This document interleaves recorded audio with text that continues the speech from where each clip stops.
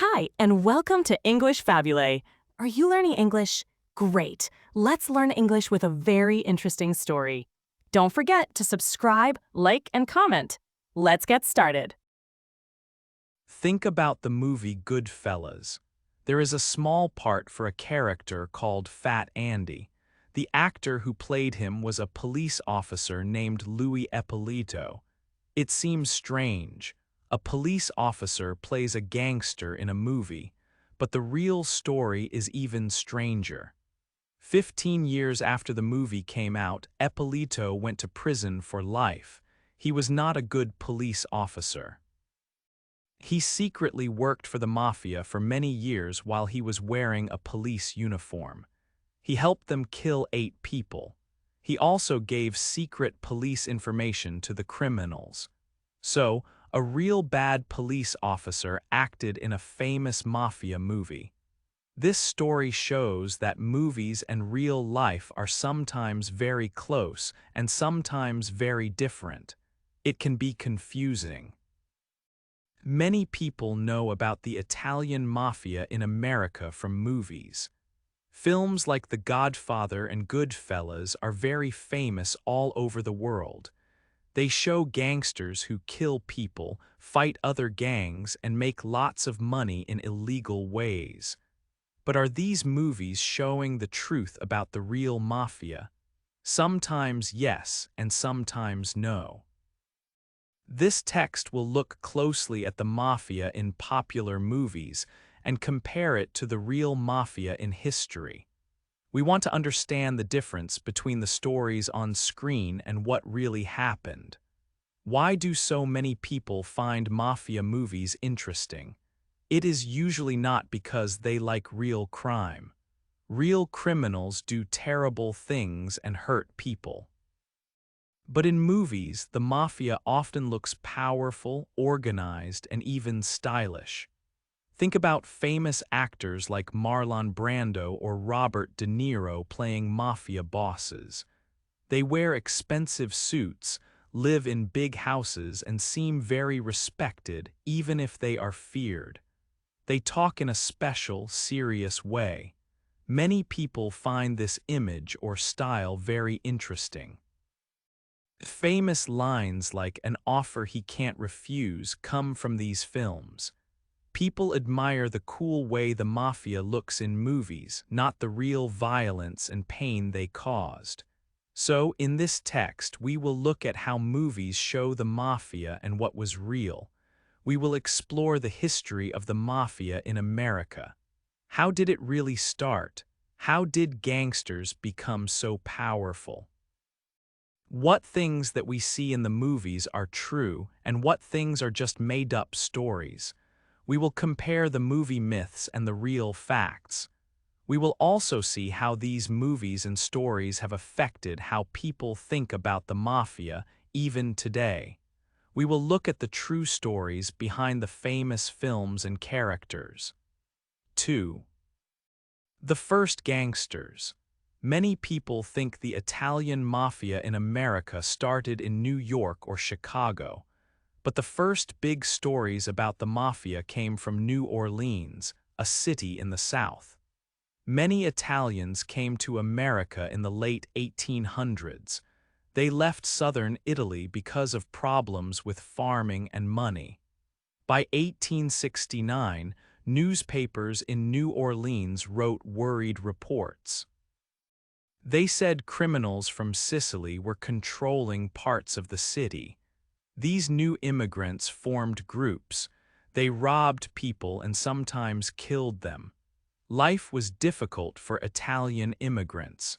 Many people in New Orleans did not like them. This led to a terrible event in 1891. A large group of angry people killed 11 Sicilians without a trial. This is called a lynching. It happened after the city's police chief was murdered. He was looking into problems between 2 Italian groups. Before he died, he said Italians were after him. The police arrested 19 Italian men, but there was not enough proof and the court started to let them go free. Many city people became angry. They thought the mafia paid people to stop the trial.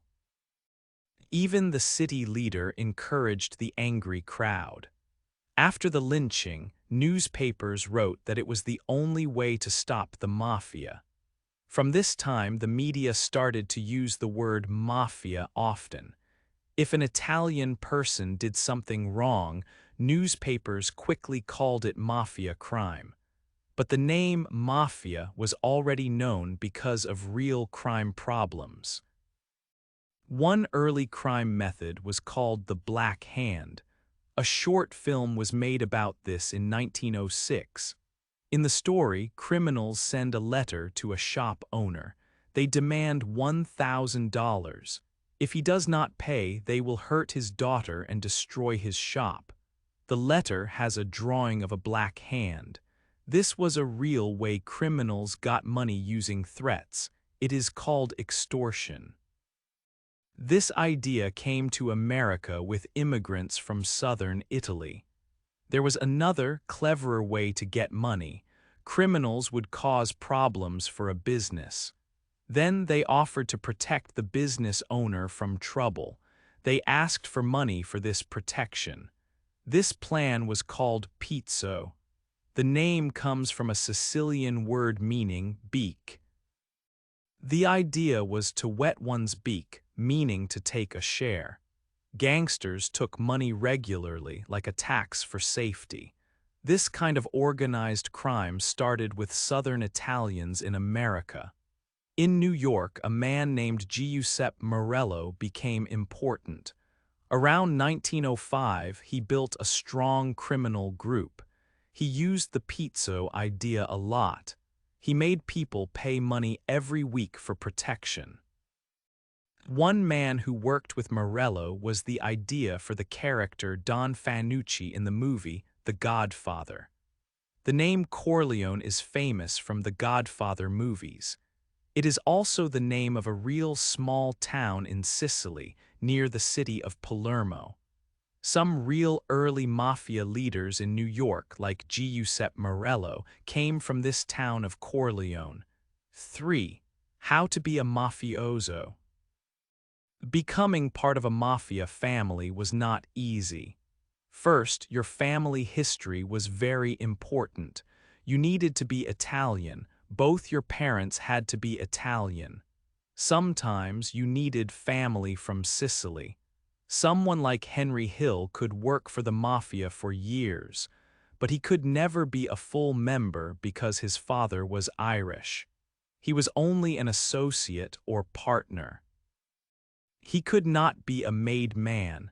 Before becoming a made man, a person had to prove themselves. Often they had to commit murder. This was called making your bones. It showed they were serious and not police. A person also needed a sponsor. A sponsor was already a made man in the family who supported the new person. If someone met the rules, they could have a special ceremony. This ceremony was like a baptism into the new family. The person might cut their finger for blood and burn a picture of a saint. They had to promise loyalty and omerta, the code of silence. This meant they must never talk to the police about the family. Breaking omerta was very dangerous. After the ceremony, the person was a full member, a made man, a wise guy, or a good fella. Mafia families had a clear structure. At the top was the boss who made big decisions. Sometimes an acting boss led if the main boss could not. Below the boss was the underboss, the second leader. There was also a consigliere, an advisor to the boss. The underboss and consigliere were both important.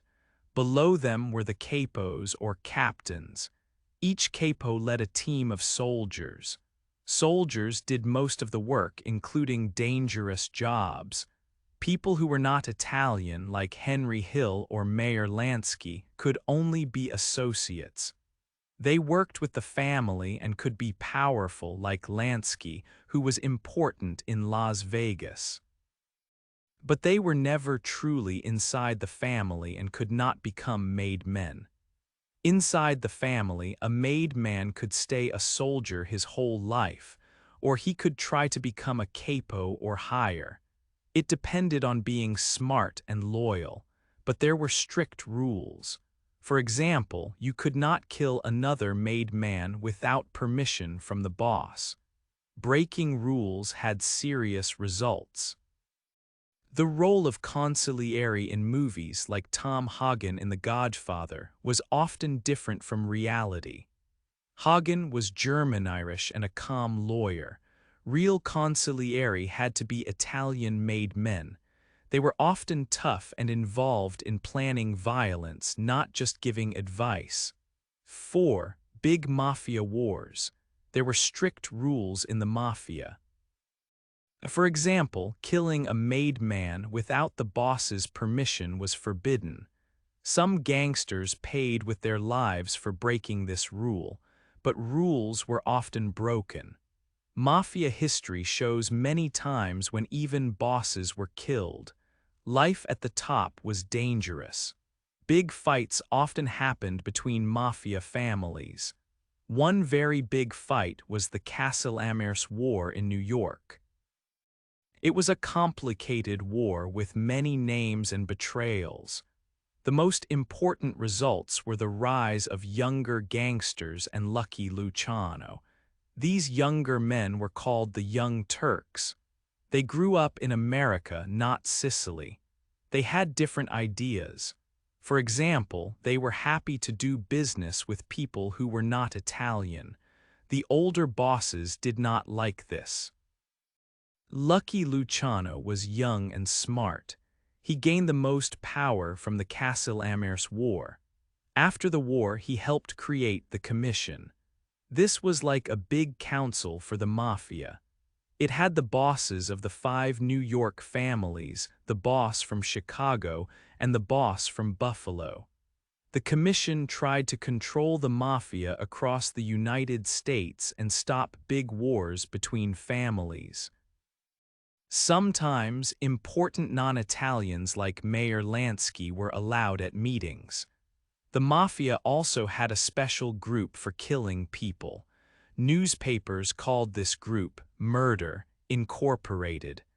People think this group killed more than 500 people. During World War II, the American government worked with the Mafia. The government worried about enemies attacking the ports, and the Mafia controlled the ports. The Mafia helped protect the ports. Because of this help, Lucky Luciano got out of prison early, but he had to leave America and go back to Italy. Chicago also had big mafia wars. A famous event was the St. Valentine's Day Massacre. On February 14, 1929, men working for Al Capone killed 7 rival gangsters. The killers shot them in a garage. 2 killers wore police uniforms. This helped them trick the victims and confuse anyone who saw them. This killing shocked America. People saw how violent the Mafia was. The government felt pressure to do something about Al Capone. Many people know the story of Al Capone and Elliot Ness from the movie The Untouchables. The movie shows Ness and his team fighting Capone because of illegal alcohol during Prohibition. Ness's team was called The Untouchables. People said they did not take money from the Mafia. The movie makes the story very exciting. It makes Ness seem like the hero who stopped Capone. But the real story is different. Ness and his team did work against Capone. They collected information. But this information was not used in the court case that sent Capone to prison. Capone did not go to prison because of Ness's work against illegal alcohol. Ness and Capone only met one time when Capone was already caught and going to prison. 5. How the Mafia made money. The Mafia needed money to be powerful. They got money in many ways, mostly illegal ways. They controlled gambling like betting and lotteries. They were involved in prostitution. They also used extortion, which means forcing people to pay money using threats. Other crimes included loan sharking, where they lent money at very high interest, and robbery. They took anything that could make money. A very big opportunity came in 1920. The American government made alcohol illegal. This time was called Prohibition. The Mafia saw a chance to make a lot of money. They started bootlegging, which means making and selling alcohol secretly. It was very successful. For example, in New York City alone, there were maybe 100,000 secret bars. The Mafia in Chicago made about $70 million each year from selling illegal alcohol. That is like more than $1 billion today. The Mafia was also involved in selling drugs. They did this even before Prohibition started. They brought drugs into America through places like Cuba and Sicily. Some Mafia bosses did not like the drug business. They thought it was too dirty and dangerous. They worried about long prison sentences if caught. But even with these worries, almost all Mafia families made money from drugs. All this illegal money was dirty. The Mafia needed to make it look like legal, clean money. This is called money laundering. They learned this was important because bosses like Al Capone went to prison for tax problems. One way to clean money was through normal businesses. Some bosses owned companies that imported olive oil. This business looked normal, and it also made real money. Americans bought the oil but did not know the Mafia earned from it. Restaurants and bars were very common businesses for the Mafia. They were good places for meetings. They also helped clean money. A restaurant makes cash money every day. The Mafia could add some of their illegal cash to the restaurant's real earnings before taking it to the bank. They had to be careful not to add too much or the police might notice. Funeral homes were another business. Some Mafia bosses owned funeral homes. Sometimes they even used coffins to hide bodies. Casinos were one of the best ways to make and clean money. The Mafia could take cash from the casino's earnings before it was counted. This was called skimming. The movie Casino shows how this worked. The Mafia also helped build Las Vegas. Gangsters like Bugsy Siegel used Mafia money to build big casinos like the Flamingo. But Siegel took too much money for himself, so the Mafia killed him. The Mafia also invested in casinos in Cuba before the revolution in 1959. They worked with the Cuban leader Batista. They cleaned a lot of money through Cuba until Fidel Castro took power. 6. Mafia power in America. The Mafia did not only make money from illegal things like gambling or drugs. They also got power by controlling legal businesses and workers' groups called unions. The film On the Waterfront showed how a real gangster, Albert Anastasia, controlled workers at the ship docks in Brooklyn. Another important union was the International Brotherhood of Teamsters. This union had more than 2 million truck drivers and other workers. A man named Jimmy Hoffa became its leader, maybe with help from the Mafia. People believed Hoffa had strong connections to criminals. He later went to prison for crimes like cheating and trying to pay people to lie in court. In 1975, Hoffa disappeared. Many people think the Mafia killed him, but nobody found his body. Years later, a man named Frank Sheeran, who also worked with unions and the Mafia, said he killed Hoffa. The film The Irishman tells this story. Controlling unions was very useful for the Mafia. They could make businesses pay them money to stop workers from striking. They could give jobs to Mafia members who did not really work but still got paid. This gave the members a legal job on paper. The Mafia also got access to the large amounts of money in the union's funds for workers' health and retirement. Besides unions, the Mafia controlled other industries. They were powerful in garbage collection and making clothes. They had a lot of control over building work in New York, especially concrete. In the early 1980s, the Mafia decided who got the big building jobs in New York. Builders had to pay the Mafia secretly. The Mafia also controlled the companies that made and delivered concrete.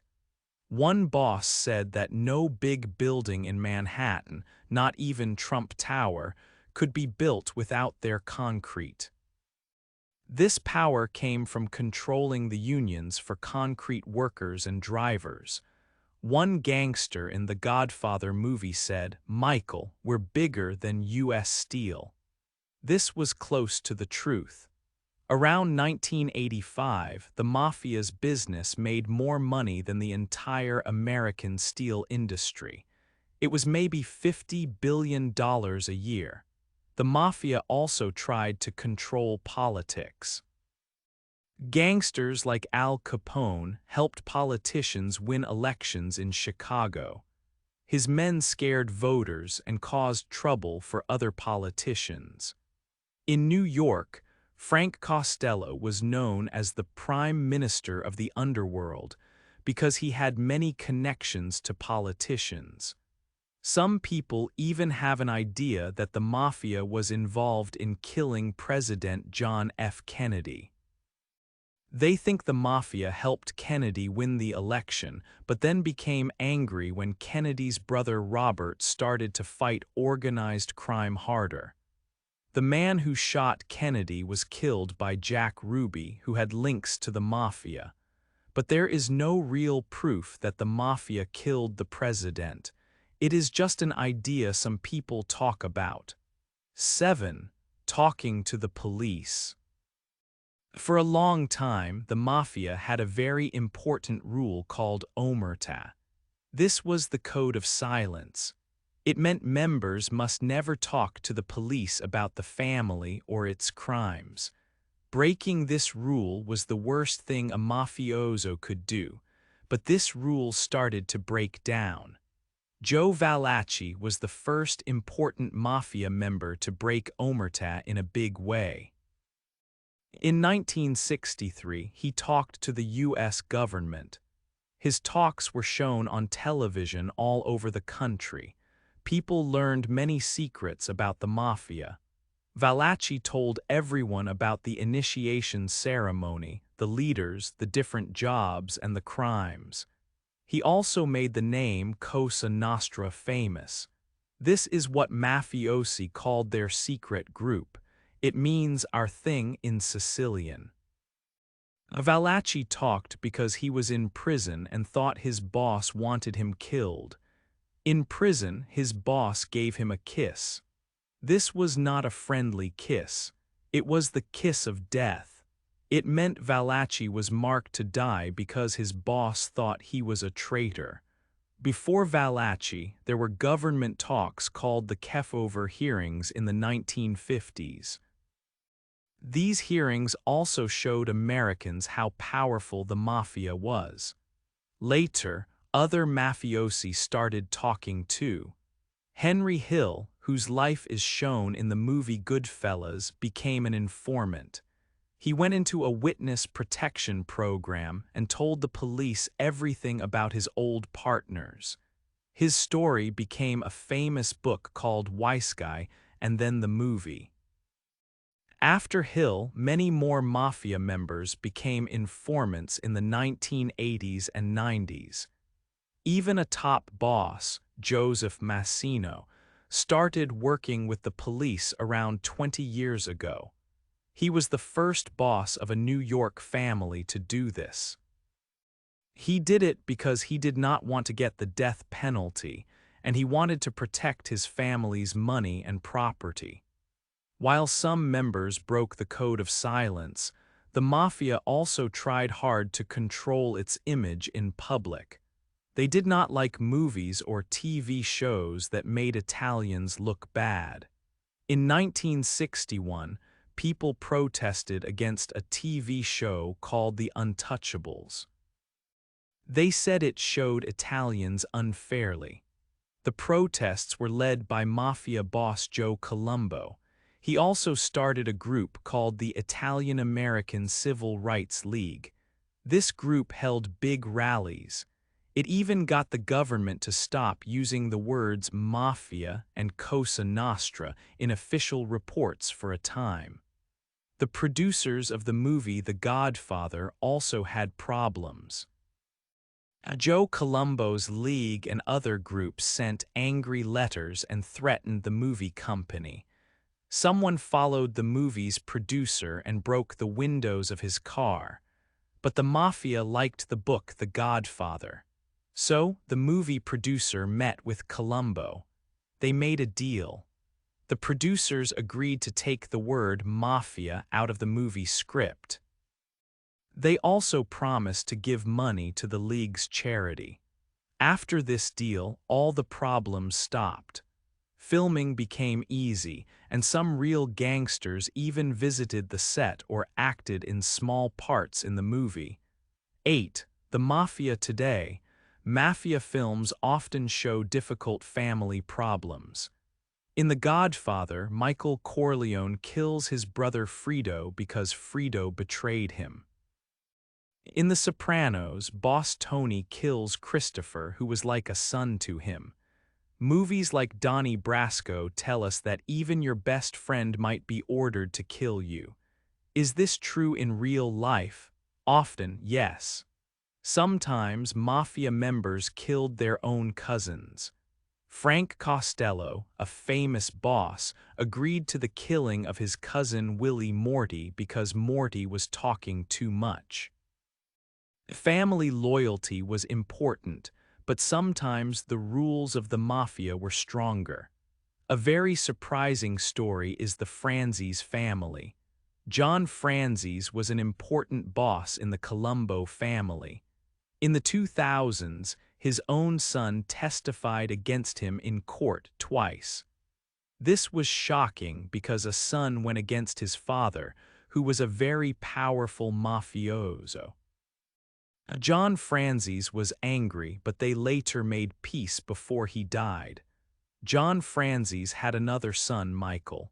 Michael was also a mafia captain and very rich, but he went to prison, changed his life, and left the mafia. Now Michael Franzese talks about his old life on YouTube. He tells stories about real gangsters he knew. He says life in the mafia was not like the movies. Many former Mafia members now use social media. They have podcasts or YouTube channels. They sell things like t-shirts or books. People are still very interested in the Mafia, even if it seems less powerful now. Some old rules have changed.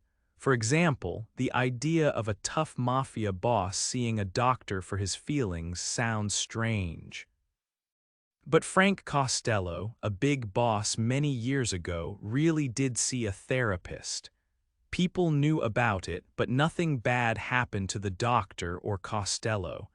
Today, many people think the traditional Mafia is weaker. There were many informants, people who broke the code of silence and talked to the police. Bosses went to prison for a long time. But people still watch Mafia movies and follow former gangsters online. The exciting image of the Mafia continues, but the reality of organized crime keeps changing. Hey there! Just a second before you go. If you learned something new today, please give this video a like, write your thoughts in the comments, and subscribe to the channel. It only takes a second, and it really, really helps to create even better English videos for you. Your support means the world. Thank you.